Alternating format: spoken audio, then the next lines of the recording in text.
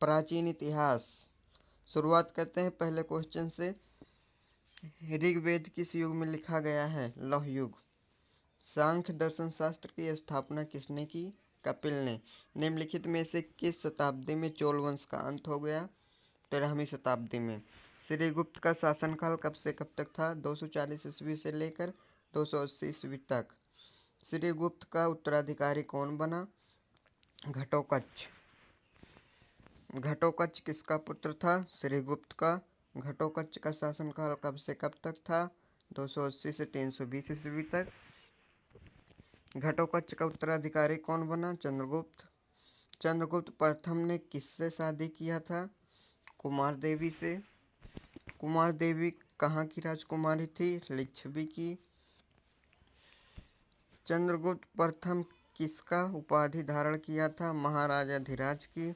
गुप्त संवत की शुरुआत किसने की थी? चंद्रगुप्त प्रथम ने।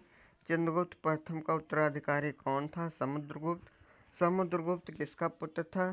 चंद्रगुप्त प्रथम का। समुद्रगुप्त राजा कब बना? 335 ईस्वी में। समुद्रगुप्त ने आर्यावर्त के किसने शासकों को पराजित किया था? 9 शासकों को। समुद्रगुप्त ने दक्षिणावर्त के कितने शासकों को पराजित किया था? 12 शासकों को। भारतीय इतिहासकारों ने समुद्रगुप्त को किस नाम से संबोधित किया है? भारत का नेपोलियन। समुद्रगुप्त की दरबारी का क्या नाम था? हरिशेन। हरिशेन ने किसकी रचना की थी? इलाहाबाद प्रशस्ति लेख की। अश्वमेध कर्ता की उपाधि धारण करने वाले राजा का क्या नाम था? समुद्रगुप्त। समुद्रगुप्त ने अश्वमेध कर्ता की उपाधि कब धारण की? 360 ईस्वी में।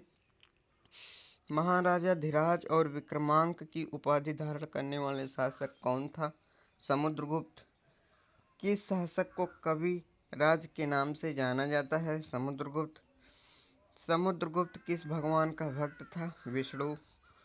समुद्रगुप्त किस धर्म का उपासक था? हिंदू धर्म। समुद्रगुप्त की मृत्यु के बाद मगध के सिंहासन पर कौन बैठा? समुद्रगुप्त। रामगुप्त। रामगुप्त किसका पुत्र था? समुद्रगुप्त का। गुप्त वंश का सबसे कमजोर शासक कौन था? रामगुप्त। रामगुप्त की हत्या किसने की?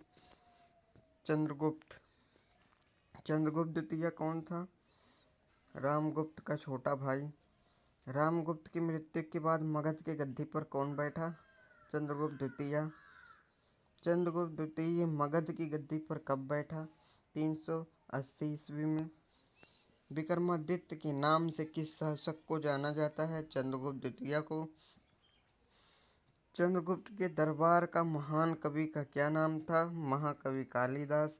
चंद्रगुप्त द्वितीय ने अपना पहला राजधानी कहाँ बनाया? पाटलिपुत्र में। चंद्रगुप्त द्वितीय ने अपना दूसरी राजधानी कहाँ बनाया? उज्जैनी में। चंद्रगुप्त द्वितीय की महारानी का क्या नाम था? ध्रुवस्वामिनी।